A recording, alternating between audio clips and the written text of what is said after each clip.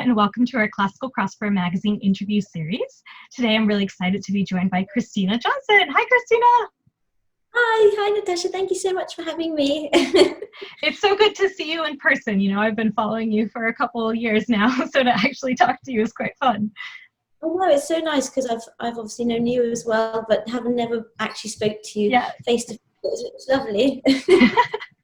Thank goodness for technology. We were saying right before we started recording here that with this current lockdown, we'd be lost without the internet, right? Definitely. I don't know what, I think I'd probably be climbing up the walls already by now. Absolutely. So you've been making good use at this time. You've been doing live concerts almost every Friday night. How did that start?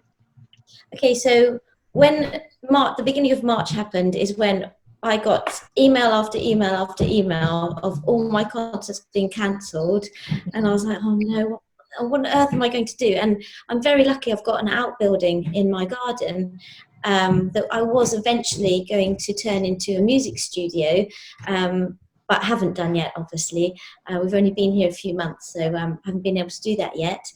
So the first thing that happened is I saw a post from a local nursing home who was looking for a singer to come and sing outside. And I thought, do you know what? I'm not doing anything right now. Why don't I just go? So then I was thinking, actually, how am I going to get the sound out? I only have like a small Bose speaker.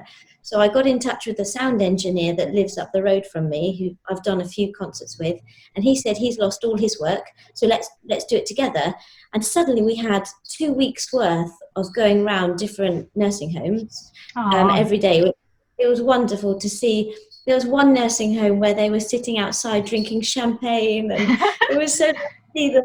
They was enjoying themselves so much. And then because lockdown happened, all of it had to stop because the nursing homes obviously said it's non-essential travel, so you can't come here. So then we decided, okay, what we're going to do now, why don't we just go online?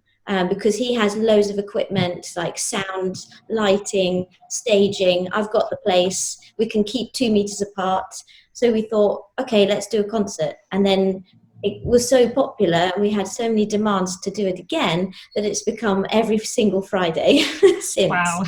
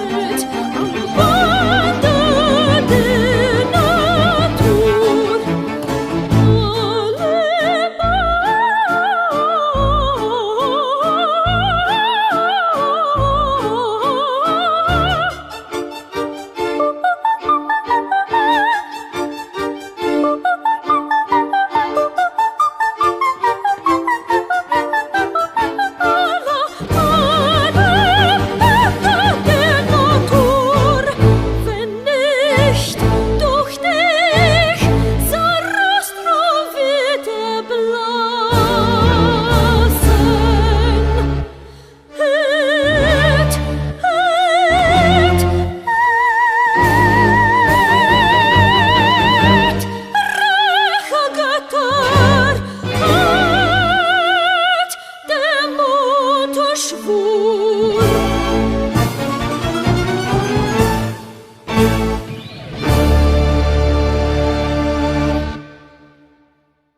That's so great that you were going out. I mean, when you were able to I'm sure those people were so excited to just see somebody, because it must be so lonely for them right now. Oh, definitely. I think they hadn't seen any family for nearly a month, and poor things. And it must be so hard. I mean, my mum, we've got another building in the garden, which is my mum's bungalow, and she's self-isolating just because she's disabled and things, and just needs to be careful. Yeah. And she's even struggling, and she sees us, so it is hard for them. Definitely. And doing it online is great too, because it's some way your income is kind of completely cut off during this time. So people, hopefully they can give tips or something while you sing. Is that right? Yeah, well, what we've done is I've noticed lots of crossover artists and classical artists have done where people have to pay to watch. Whereas I thought it really does cut off the audience, and it cuts off, some people are in the position we're in, or even worse, and really can't afford it, but they'd love to have some entertainment. So I opened it up and said, let's just create a GoFundMe page. If people would like to donate towards our work and towards our bills and things, then that's amazing, but they don't have to. There's no, you don't have to pay to watch. So they are free, but if you'd like to donate, of course, it's very kind if you would, but yeah. Well, that's great. And you also have your album. Streaming is another way people can really help during this time, right? If they continue to stream your songs. Yeah, definitely. And just, getting out there. I think I'm doing more and more online stuff, like with London Mozart Players. I did an evening last Saturday for them. So that was free for me. But obviously I think they get donations towards Musicians Fund, which is a UK charity, which helps musicians. So doing things like that, and obviously this concert with you, I think it's just important just to keep music out there, because music, as you know, is something that we all need to escape, and it's something that can really help us with our emotions, and just having a bit of an outlet, and just having 5 minutes or half an hour watching something and taking your mind off, you losing your job, or someone in your family being ill with this terrible virus. It's just so important to have that escape, I think. Yeah. And you've done some fun things. So you did a Disney concert. I think you're doing a Bond concert coming up. Yeah. Yeah. Well, this week, actually, my sound engineer this Friday can't do it because he's doing some pub quiz or something for the council. I couldn't be here. So we've decided next week is going to be a big one, and I'm going to do chronologically the really top Bond theme songs from the beginning until obviously Billie Eilish's song this year. So I think I've got about 18 songs I'm singing next Friday. Fabulous. And you get to come out with the dresses as well. Your Disney dress is so beautiful. Oh, thank you so much. Yeah, that was wonderful to wear that. Well, my mother-in-law, actually, she's Russian. She said to my husband, she was like, oh, will she be wearing that slinky little dress Tina Turner wore? I was like, I don't think that's correct. She was like, oh, you could have a backdrop of you coming out of the ocean in a bikini. I was like, I don't think, Mum, I'm going to be wearing a bikini. I love that it's your mother-in-law saying it. That's great. She's brilliant. Love it. So let's go back a little bit now to when you first started. When was the age you first started getting involved in voice lessons and that sort of thing? So I think from the age get-go, I knew I wanted to be on stage. When I was like 3 or 4, I used to just want to entertain everybody. And my mum and I had a major car accident when I was 3, and she was in hospital for over a year. And so during that time, my dad was very much into music. He led worship at church, and he really taught me that music was a way to express myself. And at a young age, it was the way I could release my emotion, because I couldn't speak it. I couldn't say what I was feeling, but music let it out. So I think from a very young age, I knew that music was my passion, and it was something I wanted to share with people. When I was 9, that's when my singing teacher at school told my parents I should be an opera singer. And my dad just laughed and said, no way, she's not being a singer. She's going to be a vet. Or a farmer. Um, but yeah, so I think music's always dominated my life, and it's always been this escape. Like I love acting, so being on stage, I don't have to be Chrissy. I can be someone else. That's why I love playing characters like Queen of the Night, because she's such an angry, horrible woman. Yeah, right. It's so nice to be able to act that, and it's kind of almost like going to the gym or something. I find it a release, and to be able to entertain people and just allow people to escape of their lives as well, just for 5 minutes, it means so much. So yeah, I think it's always been there. Yeah.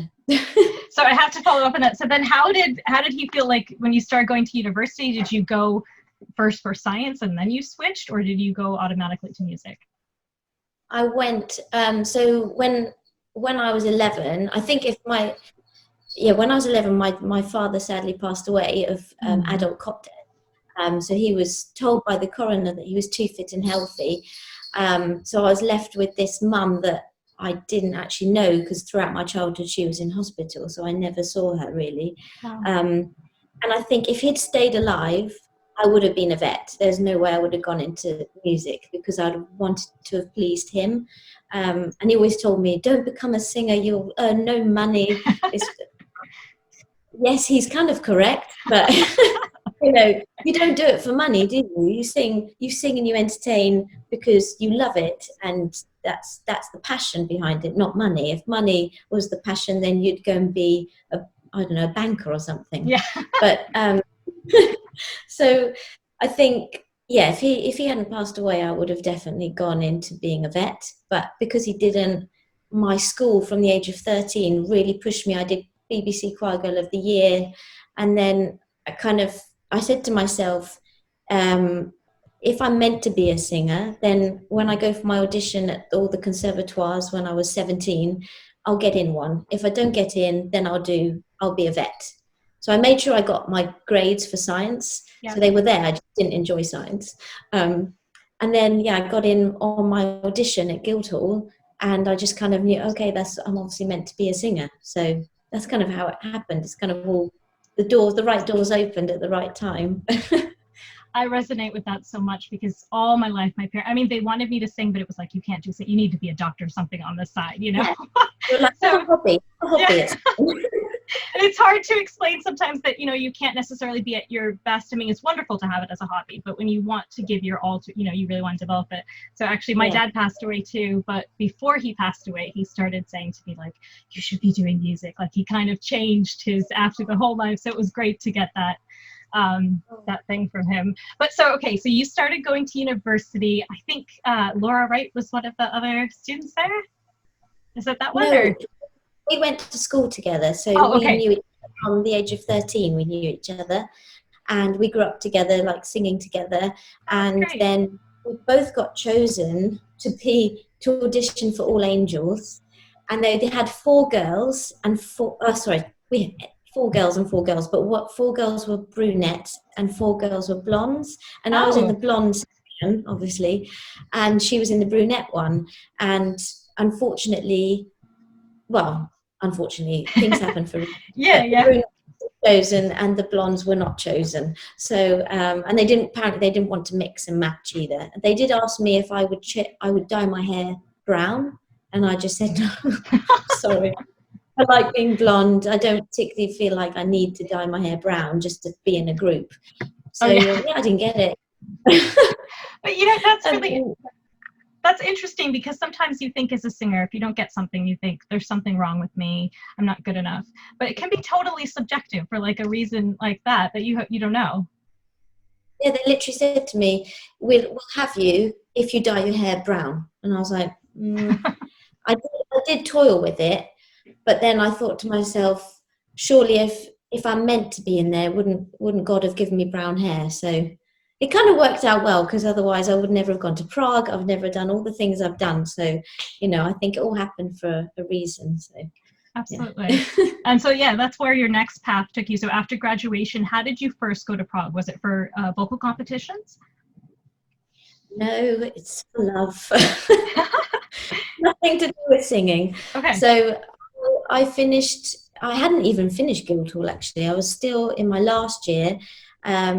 at the beginning of my last year, and I met my husband again. Well, not my husband, he wasn't my husband then, but I met Slava again. We went to Fram College as well together. So he was at Fram as well with me and Laura. And he was from Russia. So we've known each other since we were 13. And we all decided to have a reunion. And we all met up as friends in London. I didn't know he liked me. Apparently he did. And and then he had to go back to Prague like the next day because his whole family had moved to Prague and he had a business there. So we were only 20 at this time. And a few months later, we got engaged. And then a few months later after that, we got married, all from Prague. We only saw each other once, I think. And then we got married. So it's amazing. Yeah, it was really quick. So we got married before I graduated. And then as soon as we graduated on the day we came back from our honeymoon, and then we drove straight to Prague, and I auditioned that summer as for being a young artist at the Opera House. I never thought I'd get in because Guildhall always told me I'd go into musical theatre, and I just believed them because I didn't think anything else. Went to Prague Opera House just on a whim, auditioned, and this Russian coach said to me, "My darling, you are coloratura." I was like, "Lovely, great." And she was like, "You've got to come and sing with us and be a young artist." So I spent every day for 1 year, about 6 hours a day, training with her and a conductor called Richard Hine from Germany. Wow. And it was intense training. And a year later, I debuted as Queen of the Night. So, yeah. Amazing. So you were how young when you did that? I moved there when I was 21 and I debuted when I was 22 as Queen. Yeah. So it was a whirlwind. Yeah, for sure. And before this person kind of pulled you aside and said you're a coloratura, did you know all the high notes you had or not really? Not really, no. I think maybe because as a young voice, you're told you're not really meant to push that very much. You're meant to just focus on the middle range so that you don't stretch the voice or strain it. I'm surprised Guildhall didn't see it, but maybe I had a wrong teacher. I don't know. I had a lovely teacher, but she kind of told me I was a lyric soprano, so I was just doing kind of mid-range soprano stuff really. Then when I went to Prague, I had never really. I knew I could sing high and I knew I'd got a very high speaking voice, but I didn't realize I could sing that high. And then she just kept going up and up and up and up to like half the C7. And she was like, "This is ridiculous." So you've got to do this. I was like, okay. So I'd never even seen, I'd never looked at Lakme or Olympia or Queen of the Night. So it was wonderful to be able to then start learning that repertoire. So it was really good training. And is the Nightingale, that's one of the highest pieces ever written, is that one? Yeah, so Nightingale is Russian and my mother-in-law chose it. Again, so many singers do it differently, but I heard Natalie Dessay singing it and she's like my favorite opera singer. And when I heard her album and her singing it, I was like, "Oh yeah, I've got to sing it like her, but I would like to do it even higher." So then my Russian coach did all the coloratura bits for me. She wrote them all out and kind of made them all. So yeah, I was lucky to have her really. So that's completely unique to you, that arrangement. That's awesome. Yeah, that one is, yeah. Very cool.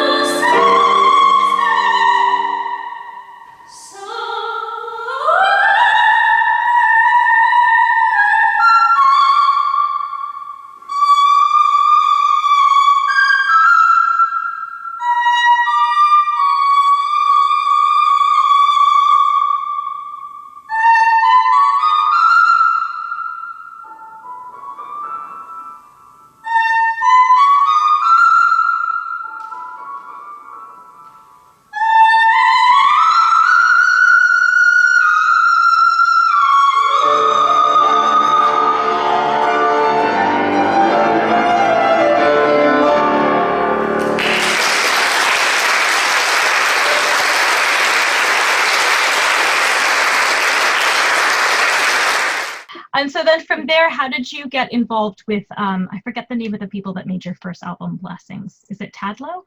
Oh, yeah, Tadlow Music, yeah. I think they did Lucy Keys and Margaret Keys, and Lucy, is it Kay? Lucy Kay?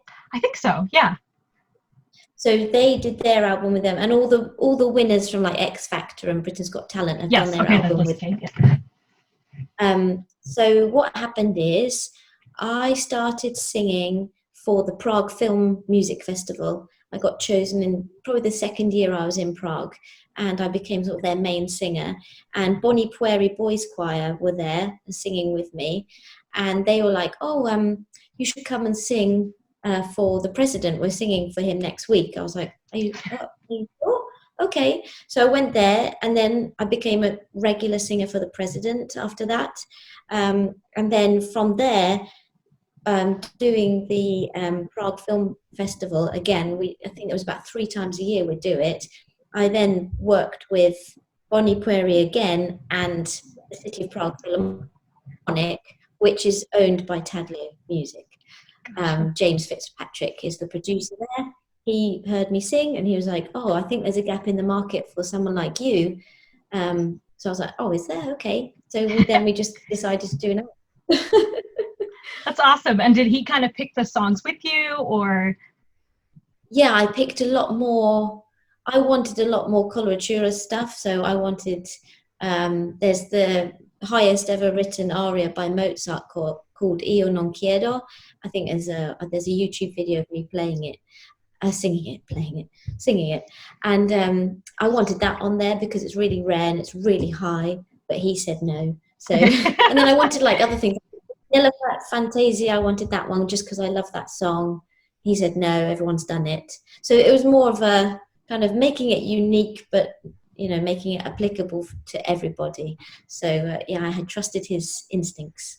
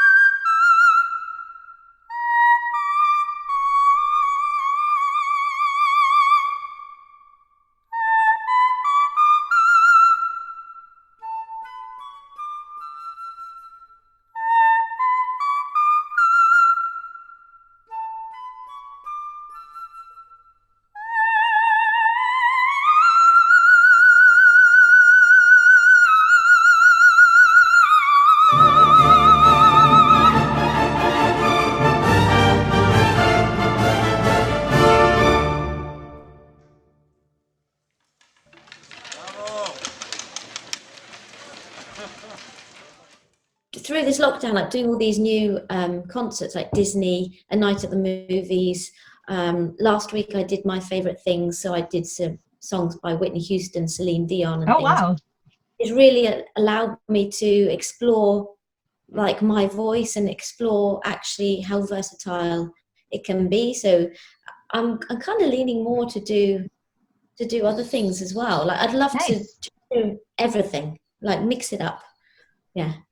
That'd be very fun to see what your next album sounds like then. Yeah, I know. It might be a real mix of things. Maybe I'm gonna have to do different albums, like Yeah, theme them. absolutely. Yeah. So was it after your album or during the same time you guested on Paul Potts' album also? Yeah. Yeah, that was just after. It was 2018, I think. Yeah, 2018. I was on Paul Potts' album. Again, I haven't even met him. We've spoken on Messenger, but I was in Prague, he was in London, and he recorded his bit and then sent it over, and then I just recorded my bit. Or did I, it was maybe it was the other way around. But anyway, they put it all together and we do a duet. So you'll have to do it in person yet, but still. Yeah, I know. I need to meet him and sing in person with him. Yeah. And then did you also do like an album of The Marriage of Figaro? Because I feel like that's you on the album. Yeah. Okay. Yeah. As Interlude in Prague, it was a British film. And yeah, I'm singing. I was the voice of the main actress, Mozart's protege. And one of the songs has actually been picked up by a Hollywood movie this year. Ooh. So I'm not allowed to say which one, but it's a really big one. Wow. So very exciting. So yeah, so I'll let you know as soon as I'm allowed to say which film it is. It should have, I think it should have come out already, or it should have come out, but it's obviously postponed. So I'll tell you when I know. That sounds amazing. Yeah, so yeah, it's really I love doing. I'd love to do more movies, and I'd love to sing on more soundtracks and things because I think that's something I'd really enjoy, and I'd love to act as well. You know, do like a musical film, like The Greatest Showman or something. I don't know. Yeah, I mean, it's just a little pet peeve of mine. They need to use more singers. Like I love when actors sing, but I also love when they use like actual singers too. Yeah, exactly. It'd be lovely if they could find, you know, singers. There's so many singers out there. If you're a singer, you usually are quite good at acting because that's what you should do when you're on stage, especially opera singers. So it'd be lovely if they could use more singers. But I understand that they need to use big names as well. But you know, how do you get to be a big name if you're never used? Yeah, absolutely. Have you ever seen the show Smash? No. What's Smash? So it's like about Broadway singers and the whole world behind that. So it has Catherine McPhee and Megan Hilty, who I love. But it'd be fun if they kind of did something like that with classical music, where you have amazing backstage of the opera house. Yeah, and all the dramas and everything that goes on. It would be fantastic. So much drama. Would love it. So another piece you did was In the Bleak Midwinter that was written for you or by Matthew Sheeran? Yeah, it was written for the 150th anniversary of our school, and Matthew Sheeran wrote it, but he was given my voice, like songs that I've sung, and then he based my part, which was the solo part, around my voice. So yeah, he kind of wrote it for my voice. Yeah, it's pretty cool. How does it feel? Like everything should fit pretty well within your right naturally just fit. Yeah, he wrote it beautifully. It's such a beautiful piece. Really like kind of clashy, and I really love it. It's so much of a story in there, and I think that's what I love about his compositions, because they're so much different to his brothers. Well, there's a funny story actually. So I grew up with the Sheerans, obviously, because we grew up in the same little town together, and Matthew's the same age as me. And growing up, obviously, I just knew them growing up, but we were never at the same school together because they went to Thomas Mills, I went to Fram College. And so I then met Matthew and his mum the Christmas that I was singing his piece. So he was there at the rehearsal with his mum. And again, I haven't seen him since I was probably 5 or 6, so I didn't really recognise him. And Sheeran, for some reason, the name Sheeran didn't even register to me. Obviously, did my husband, but for me, being blonde, I don't know, it just went over my head. But then Imogen comes up to us after rehearsal and says, "Oh, Chrissy, Slava, we'd love to take you both out for lunch before the actual concert." So I was like, oh, that'd be lovely, super. So we all went into this lovely restaurant, had lunch together, and the first thing I say to Matthew is, so Matthew, do you have any brothers or sisters? And he's like, but all three of them, my husband included, they all look at each other, and I'm like, what's going on? What's everyone doing? And then Sava started laughing, and Matthew just said, well, you know Ed, don't you? And I was like, oh,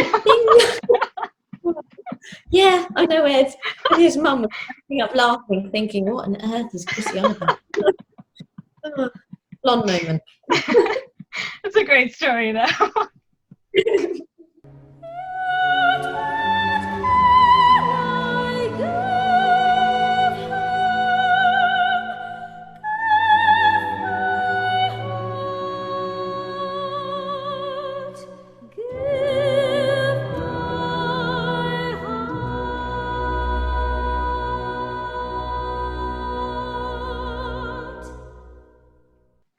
So tell me, you've had a lot of amazing experiences, but I mean, there also has to be some harder times as a singer. And what do you do to kind of, especially online, there can be a lot of negativity. How do you kind of lift yourself out of that? I think it's an ongoing process. Mm-hmm. So I'm sure you understand this. There's days that you've just received an email that you've got this amazing gig and you're on a real high. And then suddenly a month later, you've got nothing, and you think, why is it not happening for me? I think Prague, when I first moved there, obviously it was I wasn't even really started in my career. I just finished training and still training, really. It was more of an exciting time, and I wasn't thinking you don't think of time, do you? That at 21, you're just, oh yeah, it'll happen. And I always set these time limit goals when I was younger.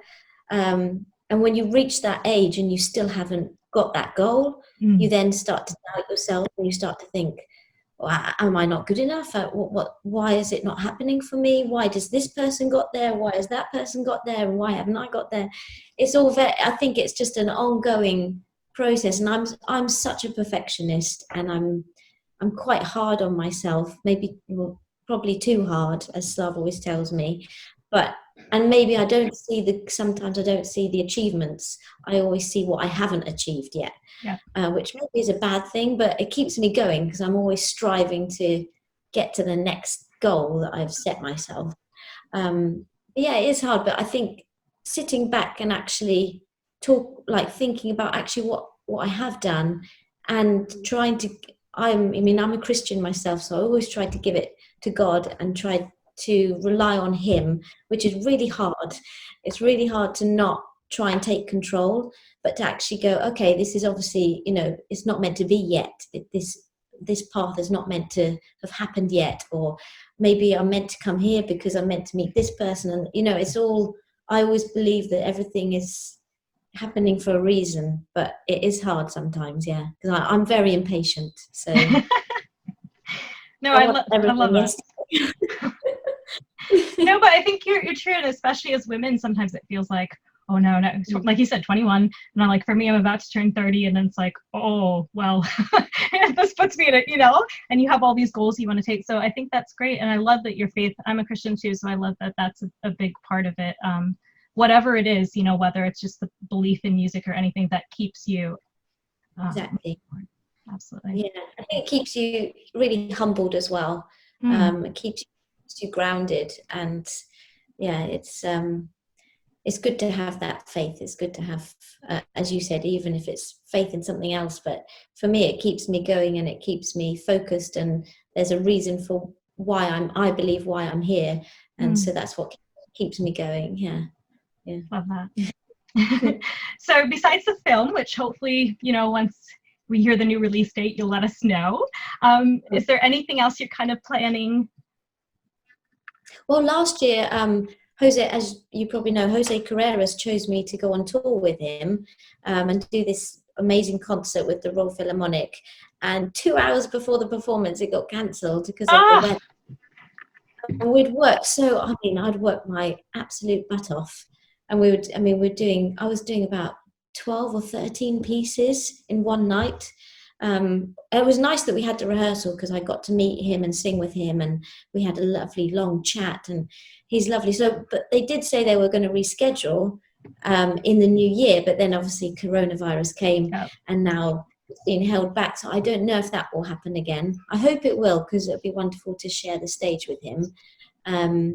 But if not, then I've got lots of concerts coming up with London Mozart players. They're an orchestra in London. I'd love. Oh yeah, I'm coming to America next year. Oh, amazing! Yeah, I'm coming to Arizona. There's a classical crossover concert that's being put on. Yes, Callinicum. Yes. Yeah. So I'm part of that. So I'll be coming to Arizona next year, which would be amazing. Oh, that's so it'll be my awesome. first. I've never been to America. Oh, you'll be so well received here. I definitely want to come see that concert if I can get away to go there. It'd be so great. Yeah, super. Yeah, so I'm just trying to, as I moved back to the UK late last year, so I'm just trying to get my feet going in the UK as well. I really felt there was a pull for me to come back to the UK and try and make it in the UK and America. I think my time in Europe had kind of sort of come to an end. There wasn't really anywhere else I could go. So the pull I had in my heart was to come to the UK, make a name here, and then come to America. So I'm hoping that will start happening. But obviously coronavirus has stopped all those plans. So, but we're all in the same boat as you said, and I think having this online platforms has been amazing. To be able to do concerts every Friday is keeping me going, is keeping me focused. So yeah, it's good. Well, it's been so lovely to talk to you, Christina. And you, it's been so lovely. It's been, as we've said, we've known each other for a few years now, and it's so nice to actually finally talk to each other. Absolutely. I hope you'll stay safe. Thank you so much for being a part of the concert with us. Thank you so much for having me. Well, enjoy the rest of I think it's evening by you. It's a rainy evening. It's a kind of a rainy day here. Yes, it's 4:30 my end. So yeah, got an evening of cooking to do. Well, enjoy. Say hi to your husband. Thank you so much. Thank you for having me. Thanks so much for being here. Bye, Christina. Take care. Keep safe. Bye. Bye.